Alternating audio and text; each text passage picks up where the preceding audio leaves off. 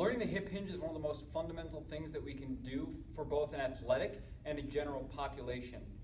Most people know the hinge as a deadlift, but truth be told, there's a lot of steps before doing the deadlift that help get your body aligned and oriented to be able to hinge effectively, so you're putting the strain and positive stress